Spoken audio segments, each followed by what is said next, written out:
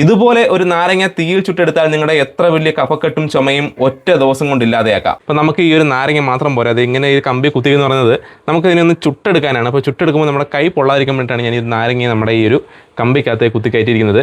ഇതേ ഇപ്പം കാണാൻ പറ്റും നമ്മുടെ നാരങ്ങ നല്ലപോലെ തന്നെ നമുക്കിപ്പം കരിഞ്ഞ് കിട്ടിയിട്ടുണ്ട്. ഇനി നമുക്ക് ഈ ഒരു തീ ഒന്ന് ഓഫ് ചെയ്യാം.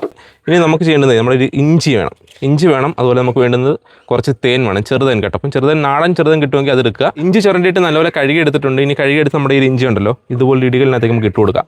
ഇഞ്ചി ഇതേ നല്ലപോലെ ചതച്ചിട്ട് നമ്മൾ വെച്ചിട്ടുണ്ട്. ഇതവിടെ ഇരിക്കട്ടെ. ഈ നാരങ്ങ നമുക്ക് രണ്ടായിട്ടൊന്ന് കട്ട് ചെയ്യാം.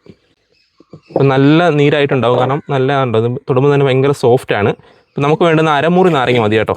ഇപ്പം ഒരുപാട് നീര് കാണും, നല്ല നീരുണ്ടാവും. ഈ ഒരു ഇഞ്ചി നമ്മൾ പുറത്തേക്ക് എടുത്തിട്ട് നമ്മുടെ ഈ ഒരു സ്പൂണിനകത്തേക്ക് തന്നെ പിഴിയുക കേട്ടോ. അതുകൊണ്ട് നമ്മൾ ഈ ഒരു വെള്ളത്തിനകത്തേക്ക് നാരങ്ങ നീര് ചേർക്കുന്നുണ്ട്. ഇത് കണ്ടല്ലോ, നമുക്ക് നല്ല രീതിയിൽ നമ്മളൊരു 1/2 ടീസ്പൂണോളം നമ്മുടെ തേൻ എടുത്തിട്ടുണ്ട്.